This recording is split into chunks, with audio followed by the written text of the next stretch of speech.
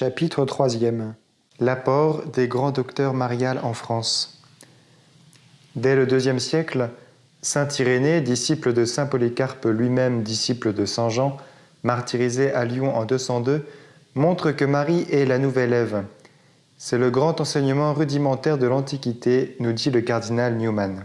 Plus tard, le grand saint Bernard de Clairvaux parle de la Vierge Marie mieux que tout autre, de manière très inspirée, invitant à la regarder comme l'étoile qui guide toujours les siens. Ô homme, qui que tu sois, qui dans cette marée du monde te sent emporté à la dérive parmi les orages et les tempêtes, ne quitte pas des yeux la lumière de cette étoile.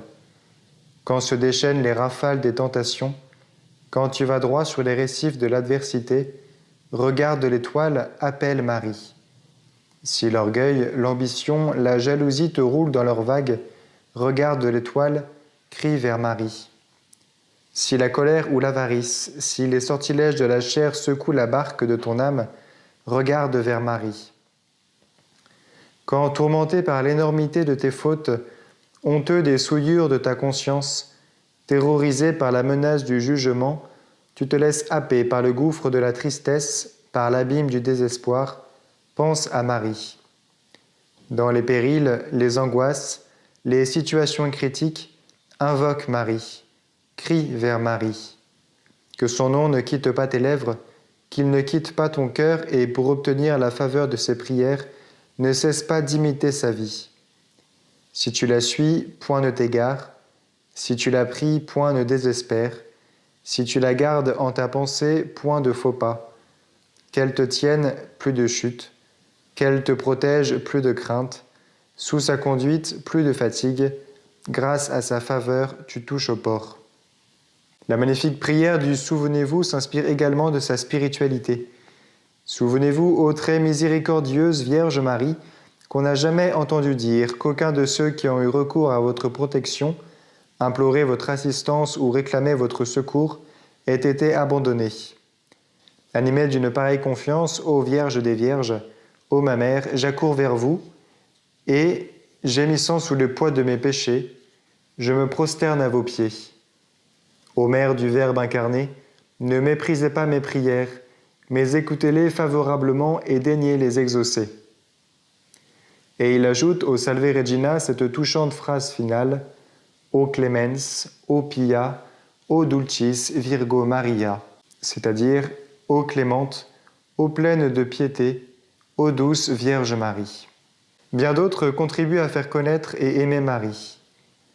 Saint Dominique de Guzman prêche dans le Midi contre l'hérésie des Albigeois en se confiant spécialement à la Vierge Marie qui lui serait apparue en 1214. Si tu veux gagner à Dieu de ses cœurs endurcis, prêche mon psautier, c'est-à-dire le rosaire.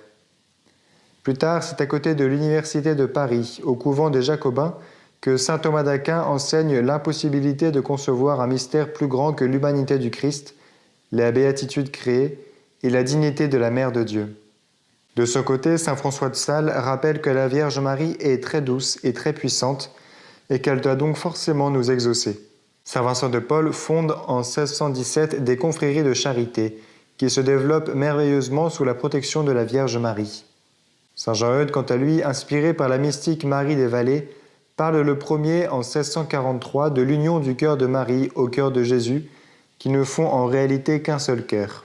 Finalement, saint Louis-Marie Grignon de Montfort couronne et synthétise tous ses apports en offrant à l'Église universelle le traité de la vraie dévotion à la Sainte Vierge, qui contient des intuitions très fortes, comme « C'est par la très sainte Vierge Marie que Jésus-Christ est venu au monde, et c'est aussi par elle qu'il doit régner dans le monde. » Ou encore « Son humilité a été si profonde qu'elle n'a point eu sur la terre d'attrait plus puissant et plus continuel que de se cacher à elle-même et à toute créature pour n'être connue que de Dieu seul. » Ou encore « Dieu veut donc révéler et découvrir Marie, le chef-d'œuvre de ses mains dans ces derniers temps. » En 1812, au Puy-en-Velay, le vénérable Jean-Claude Colin, fondateur des Maristes, confirme avec ces paroles reçues de la Vierge Marie. « J'ai été le soutien de l'Église naissante, je le serai aussi à la fin des temps, mon sein s'ouvrira à tous ceux qui voudront y entrer. » Le père de Montfort parle de la conduite de Dieu qui ne changera jamais. Ses plus grandes œuvres ayant été commencées par Marie, il en sera de même dans les derniers temps. Il nous invite à vivre un acte de consécration radicale, par lequel on se remet entièrement entre les mains de Marie à l'imitation de Jésus, petit enfant, qu'il a fait avant nous. Je vous choisis aujourd'hui, ô Marie, en présence de toute la cour céleste, pour ma mère et ma reine.